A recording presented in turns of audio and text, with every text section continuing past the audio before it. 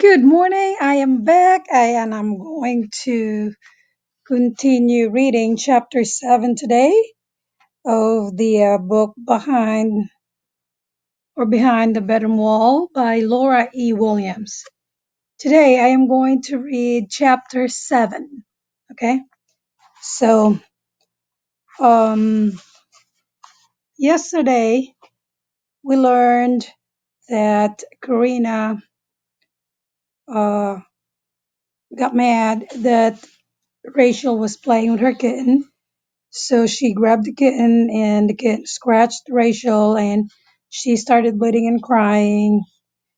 But later on, she felt bad what happened. So finally, she just allowed the kitten to go back into the area where Rachel and her mom are staying so that Rachel can play with her kitten. So there's a little bit of changes when it comes to, or a change of her behavior there. So, chapter 7.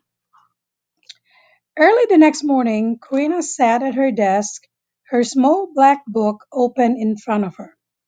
Biting the end of her pencil, Karina tried to decide what to write. The last entry she'd made had been about Fraulein Meiser. Remember Fraulein Meiser? She was a teacher that was sent to the relocation camp with her old father. Now her teacher was gone. Now she could turn in her how could she turn on her parents? Yet she knew she must. For the fatherland, for the Third Reich. She wrote, "My parents are the enemy." It was only 5 words, but she knew it would be enough to interest her young model leaders. Perhaps she would tell them tomorrow or at least by the next day. The longer she waited, the more she felt like a traitor herself. Slowly she closed a black notebook and tucked it under her pillow. As she picked up her book bag next to the wardrobe, she noticed a folded piece of paper. Picking it up, she immediately realized it was one of Rachel's drawings. It was one of Rachel's drawings. Thinking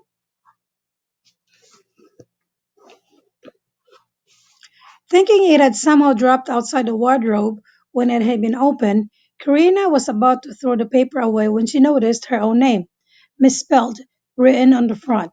She unfolded the paper. Rachel had drawn a picture of her kitten with the sun shining above her head. Only one word was written on the inside. Danke. Karina frowned. She didn't want any Jews to thank her. Angrily, she ripped the drawing into shreds and threw them at her garbage pail next to her desk. Then she raced downstairs. Thinking about her black book, Karina had a hard time looking her mother in the eyes as Frau Rem insisted that Karina attend the meeting that afternoon. "You haven't gone since you learned of the Krugmans," her mother argued. "The officers will get suspicious, especially since they're meeting every day now because of the Fourier's visit." "No, they won't," Rita's explained to them that I'm still sick. "Then why are you going to school each day?" her mother asked. Karina shifted her heavy book bag on her shoulder. "I get sicker in the afternoon, or I get sicker in the afternoon." Frau Rem shook her head. "I think you should go," she said sternly, kissing her daughter goodbye. "Maybe," Karina said, closing the front door behind her. Rita met her and they walked to school together as usual. "Are you coming to the meeting today?" Rita asked. "It depends on how I feel," Karina said. Rita tugged on the strap of her book bag. "You can't be that sick. You sound fine." Karina glanced nervously at her best friend. "Don't worry. I'll probably go to the meeting." "Good, because today we're going to practice a new song for the Fourier's visit." "That sounds like fun," Karina said. "Rita," she began, "I have to tell you something, but you have to promise not to tell anyone." Rita looked at Karina obliquely and nodded. Karina hesitated. All night she had been debating this question. Should she say something about the Krugmans to her very best friend? They were supposed to share everything. She had argued with herself. "Do you promise not to say anything? Not even to Eva?" "I said I promised," Rita said irritably. "Now tell me." Karina hesitated for a moment. I think I have a crush on Alfred, she blurted out. Rita stopped walking and confronted her friend. Are you kidding? That's your big secret? You've had a crush on Alfred for years. What were you really going to tell me? She asked, her eyes narrowing slightly. That's it, Karina said cheerfully, continuing to walk toward the school. I mean, I really, really like him. Not just a baby crush, I mean, really. Rita skipped to catch up to her friend. You are lying to me, Karina. You can't fool me. I've known you too long for that. They entered the school. There's Eva. I have to ask her something, Karina called as she hurried down the hall, leaving Rita staring after her. After school, Rita had a chance to ask Karina about that morning. A group of young children raced toward them. Juju, I spit on you, taunted a group of older boys who chased two young children down the sidewalk.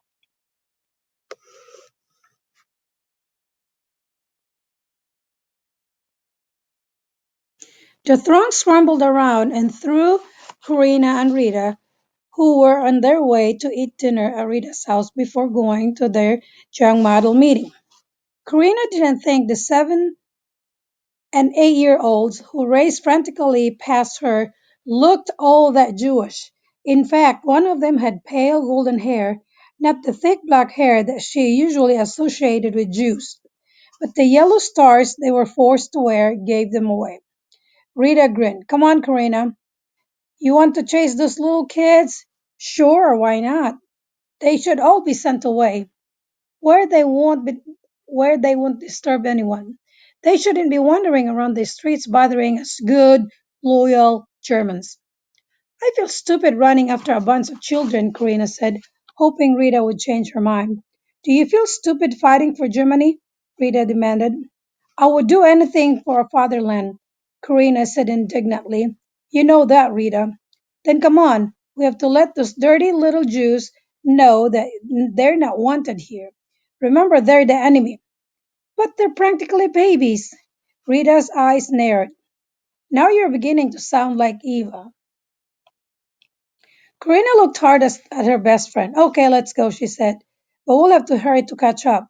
She started to run after the now distant group of children, and she could hear Rita panting behind her.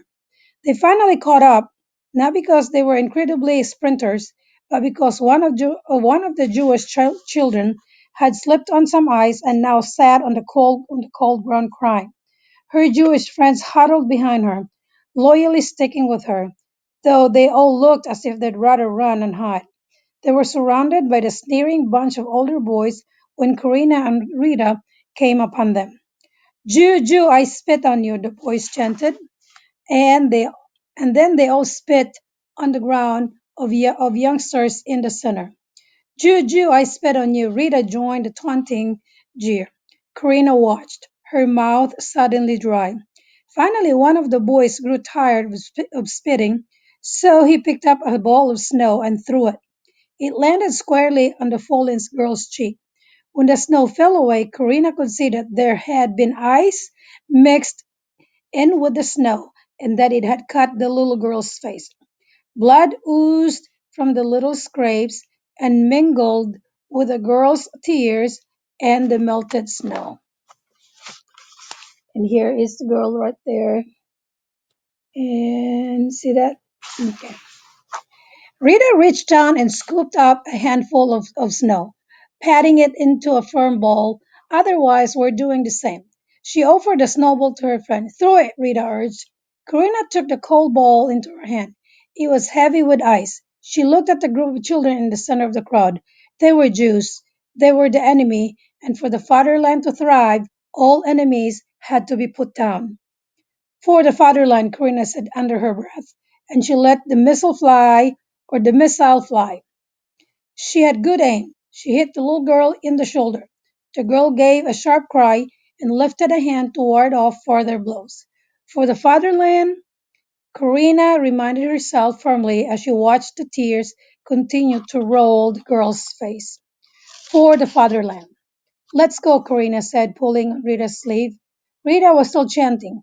Karina pulled harder. Come on, we'll be late for dinner and our meeting. Reluctantly, Rita allowed herself to be led away from the growing group of chanters.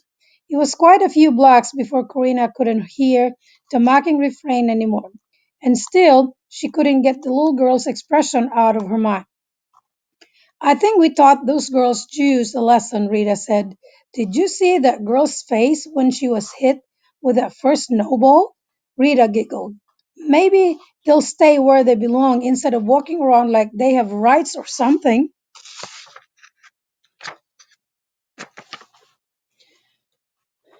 Corina nodded, and they walked on in silence.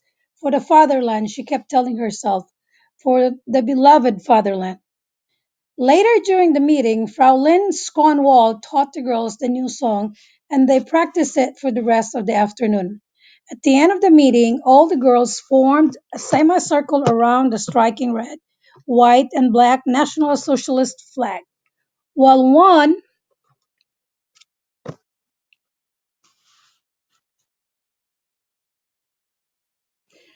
of the Young Mother leaders regaled them with another story about their wonderful 4 year.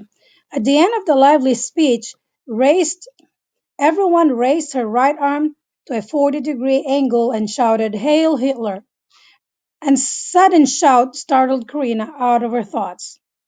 "Hail Hitler," she said hastily, her voice trailing well behind the others. "Karina!" called an angry voice. "Come here!" Karina walked over to the leader, who stared furiously down her long nose. "You have missed two meetings, Fraulein, and now you show your disrespect by failing your salute the flag properly? But I—" "Silence! You have not been told to speak," commanded the leader. "No, but—" Suddenly a flash of heat stung her face as the leader slapped her hard across the cheek. The force of blow jolted Karina's head to the side. Immediately, tears sprang into her eyes. "I'll be watching you, Karina Ram," warned the leader tersely. Karina didn't wait to hear more. She turned and fled, grabbing her bag and coat on the way out of the silent room. Hmm, that was sad, was it? So, chapter 8. I will read it tomorrow. And for now, let's go get some lunch. It's getting better and better.